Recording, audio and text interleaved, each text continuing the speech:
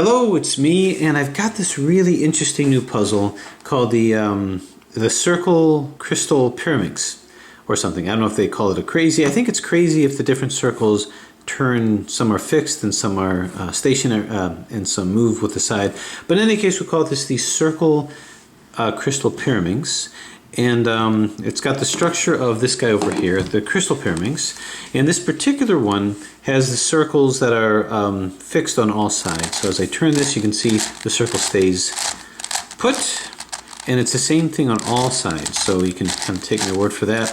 What I really like about this puzzle is just the overall shape of it. First off, it's a platonic solid. It's a dodecahedron, and then in the middle there's a circle, and it's surrounded by triangles. So it's very pleasing to the eye, just sort of the almost artistic look to it. And when you turn it, these central pieces stay fixed no matter what side you're on.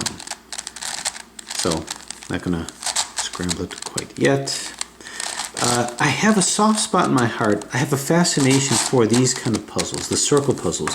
And the reason is because, well, first off, it's aesthetically pleasing to me. And also they're like puzzles within puzzles. So the question then is, what strategy shall we use to solve it? And what I like to do is, before looking at the function, is to kind of look at the structure. And then after that, to look to see how it just operates with movement. So look at the anatomy and then the physiology.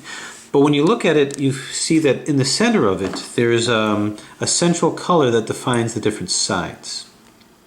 So if I were to maybe shine a little bit of light in there, so you can see that there's a pink in there, there's a gray in there, there's an orange in there. So what does this structure suggest, and what would be the best strategy for this?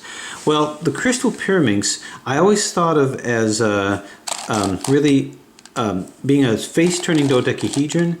It's got the corners here of a kilominx. So the kilominx, unlike the megaminx, so here's the megaminx, which is the sort of the base three-layered dodecahedron. It's got your corners, it's got your center, it's got your edges. So it's almost like the closest thing to like the 3x3 version, from going from cube to dodecahedron.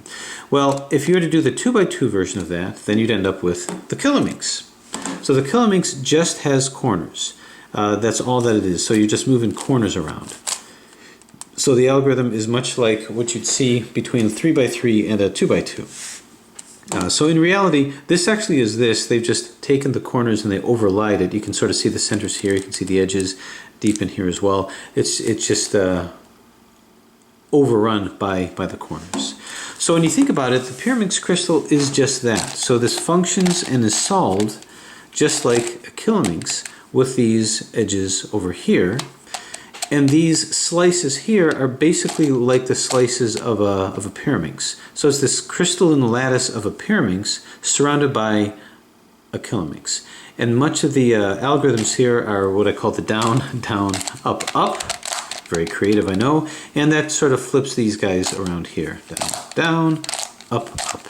And the basic solve strategy is solve the kilominx with the corners the same way that you do here. Then place these by doing a lot of setups and just doing down, down, up, up in various ways. So it's kind of a fun solve. It's pretty simple, very light on algorithms, but pretty heavy on strategy. So the question is, what is this likened onto? So the thinking is, well, maybe the solve strategy is the same. The outer portion is just like the crystal Pyraminx. And you've got the kilominx corners over here, and then you've got the crystal Pyraminx wedges over here too. The thing about these circle puzzles is I try to correlate that with kind of a restructuring of the puzzle. So when I move this turn over here, because these centers don't turn, these inside these circles here become the centers of maybe the surface of a kilominx. So maybe this correlates with that. But when looking at it, not really, because you've got the outer kilominx here, and the kilominx here doesn't really have any centers. So what do these pieces correlate with? So then it occurred to me that, you know, the 2x2 version of a circle cube doesn't have any puzzles inside of that. It becomes sort of like a fused version. A circle 3x3 has the centers and edges that just are on that side of the circle that actually moves with that side, not the center of the face. But the circle 2x2 isn't like that because there's just not enough pieces to really explain it that way. So when looking at this and looking at the structure, what do these pieces look like? What are they homologous to? Well, are they homologous to a separate Pyraminx crystal inside this Pyraminx crystal? Well, I think that when it comes to the two-layer versions of puzzles, which is really what this is, I can't look at this as sort of a restructured center surrounding the Pyraminx crystal, if that makes sense. So the thing that was kind of exciting about this is when it comes to circle puzzles, I was pretty excited to see circle 2x2 with a circle 3x3, 4x5, and 5x5, and 6x6. But I have a circle megaminx. This is one where all the centers, the circle centers, stay intact. So it's not the crazy versions. I've got those as well. And the next step up with that is the circle gigaminx. So this is the next step up from this. I really like this puzzle. It's black, it's stickered, and if I move it from the second layer, the circle doesn't. The circle moves along with the side, but if I move the top layer, the circle is stationary, and it's like that on all sides. So if I move this up here, the circle is stationary. I have not done a demonstration of this yet, and I apologize to the creator. I know that I had said that I would do that. I just hadn't had the opportunity to do that, and then I just sort of lost sight of it, so my apologies. Anyway, so I will be showing this at some point in the future. So what's missing from this is the circle kilominx. So what I was thinking is that that's what maybe this is, because if this is a kilominx with the crystal, with the Pyraminx wedges in the middle, then this might be the actual only example of a circle kilominx that I have, which was kind of exciting to me that, okay, now I have a circle kilominx. If this is a kilominx with Pyraminx crystal wedges, then so too this is. So as a circle Pyraminx, or rather, as a circle kilominx, how would that differ from, say, the circle megaminx? Here's another version of it. This is much more smooth moving. Nice puzzle, but it doesn't have these corners over here, or these inner circle corners over here. So I'll be using this. Well, when you look at it, something becomes more apparent with this puzzle. The solve strategy would be, it's pretty straightforward with the outer. I just solve it the same way I'd solve a circle Pyraminx. Then it would mean, well, what about these central pieces? And there's two kinds. There's the center corner piece and a center edge piece over here. The center corner piece, as I move them, I'm thinking, well, can I correlate this in terms of what I'll find with the circle megaminx if it were a kilominx? So what would be the equivalent piece with this? Well, the equivalent piece of these guys that are lined up with the corner are these pieces over here. What's interesting about these pieces is that they don't really have their own individual existence. That it turns out that this piece is attached to this piece. So anytime you move this piece, you're always going to move this piece over here, and you never separate them out. So in essence, these pieces are the same, which means, I theorize, that these two pieces are also the same. If these two pieces are also the same, it means, so too, I can never separate them out, and indeed that is the situation. So no matter what I do and how I turn them, these two pieces will always be connected to each other. So with this first layer over here, this is the same, this is attached, these two are attached, these two are attached, and these two are attached. So what got me thinking about that is, well, these two pieces, which are the same, are also the same as this piece. And this is the edge piece, okay? Kilominxes don't have edge pieces. Well, they do, but they're not really the edge pieces like in a megaminx.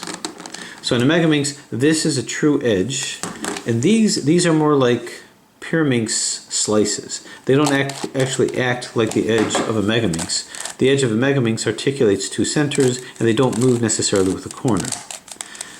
This doesn't articulate two centers, but they move with both corners. So that's where you get the down, down, up, up.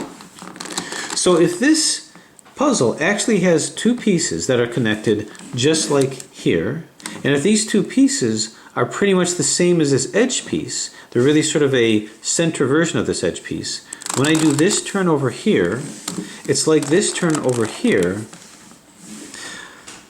but these pieces here in the center represent the center pieces here, and they correlate, each one correlates with each other. So this piece collectively is the center. So these pieces here are the same as this central piece over here, but it's like a supercube. It's one piece with 5 sides. Each one of this represents the 5 sides of here in a supercube. That means that these pieces here are simply a manifestation of the edge. So this and this is a manifestation of this edge. So when I turn this piece here, I have this edge, which is the same as these 2 pieces. And that's the same as this edge. So this and this with these 2 are the same as this. So what is the meaning of all this? Well, the meaning of all this is that this puzzle here cannot be a circle kilominx as I thought that it might be. It can't be a circle kilominx because it has these 2 pieces, and these 2 are edges of a megaminx, which means that if these 2 are attached, they're correlative with the edge over here, but not this piece.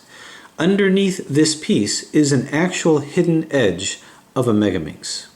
So just like a kilominx is really just a hidden megaminx with all the pieces on the inside, so too, this doesn't represent purely a circle kilominx. It represents a circle megaminx. And I say that because you've got corners and then you've got edges. Not this edge, but the edge underneath that you don't see, but you see it through here and here. So the main difference is that this puzzle is a kilominx, which is a 2-layered dodecahedron, and a pyraminx. This one is the next step up. It's not a kilominx, it's a megaminx. It's basically a circle megaminx with these slices over here.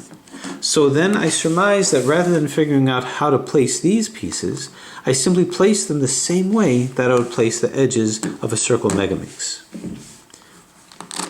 Now what I could do is during the solve and the scramble is maybe do a tandem scramble where I scramble this as well so that you can visualize better just what I'm doing with these edges here. So what that leaves is that leaves me solving this piece, and these pieces as I would a megaminx, a circle megaminx. I solve these as the slices of a circle kilominx, and then I solve these as its own thing. So this is a new piece. This is the addition that this puzzle has to offer. So once again, the structure of this puzzle is not a kilominx with pyraminx slices. It's a circle megaminx where the edge is these 2 with the edge over here buried underneath that you don't see, with the pyraminx slices and extra pieces over here that need to be solved. Okay, so that to me really piqued my interest regarding what I might do to solve this. So the only new algorithms that I'm going to need to know is what to do about these central circle pieces over here. These I'm going to solve the same way as I would an edge, as though they were edges, by doing the same algorithms as they are edges.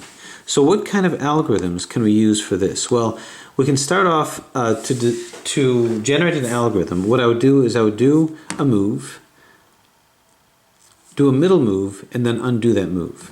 So the only moves that are really well available to me is the down, down, up, up. Okay, so when I did that, you can see that I moved these around. Now I can try to design an algorithm that just moves these or just moves these center ones over here. But I'd like to isolate it to where I just move these guys here. So when I went down, down, up, up, so let's again keep track of what we're doing. And this is how I generate these algorithms. I'm going to start on the right side and go down, down, up, up. Now I have to do a middle move where I isolate a move. So how can I isolate a move? Well, what I want to do is I want to move the down, down, up, up, back, but I want to get these out of the way. So if I move this here, just pull this out of the way.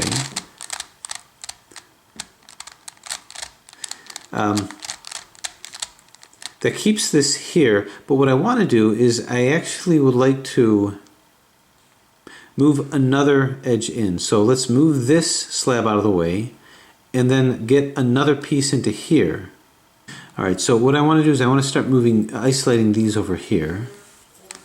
So let's move this out of the way. So I'm going to do a quick little commutator. I'm going to move this up to put this in place. And then I'm going to say down, down.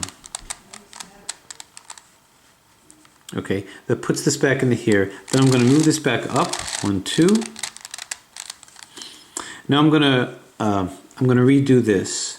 I'm going to undo the first move that I did. So I'm going to do down, down, up, up on this side. So down, down, up, up. Okay, now I have to get back what I put out here. I'm just going to do the opposite of what I just did when I did my middle move. So this goes 2F to bring this down. And I did up, down, down. Now I'm going to go up, up, down. And then we're going to go splat, move this up here. Okay, in that way I was able to maintain these pieces, but now I've 3-cycled these. This red went to here, this pink went to here, and this light green went to here. So let's go through that again. To do this, now I can go from here to here, here to here, and here to here, or here to here, here to here, and here to here, by starting here with the left side rather than the right side. But I'm going to do the right side. So once again, we'll go down, down, up, up. And my goal now is to move these guys in. So now we're going to do a 2F. Ooh, a little stiff there. 1, 2. And now we're going to just move this out of the way and go up with these bottom areas here. Up, down, down. Now we're going to move this back with a 2FI.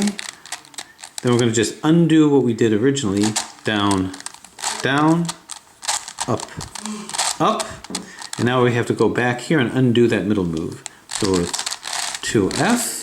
And now it's going to be an up, up, down, and 2F brings it back, and so we moved it a little bit more forward. Okay, so that's a pretty good 3-cycle, and I can do that on both sides. So now, just for practice, what's going to happen is this pink will go here, this green will go here, this red will go here.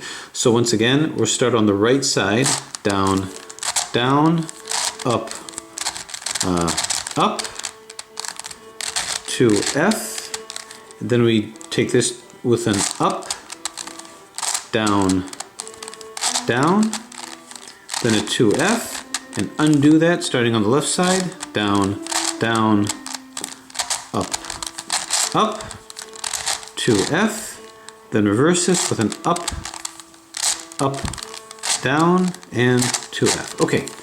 Now we can do the similar thing on this side if we start off on the left with a down, down, up, up, and then move it this way until we can get over to here. Okay, so basically we have what I think to be a pretty good strategy.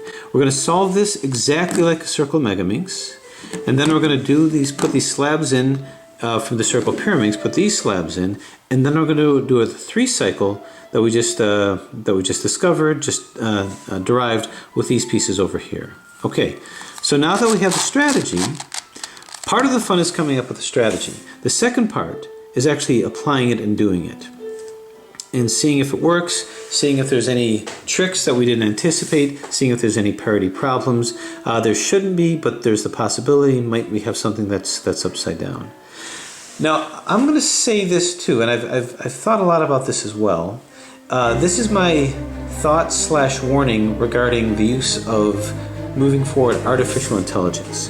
What artificial intelligence promises is once we as people, with the minds of people, design algorithms, innovate, we then have machines that could solve this. So what I would do is I would say, well, I'm going to come up with a strategy, tell them the order of things. First thing to do is solve this piece and these pieces as you would a circle megaminx, solve these as you would a kilominx with all the setups that need to happen, and then solve these just with that algorithm.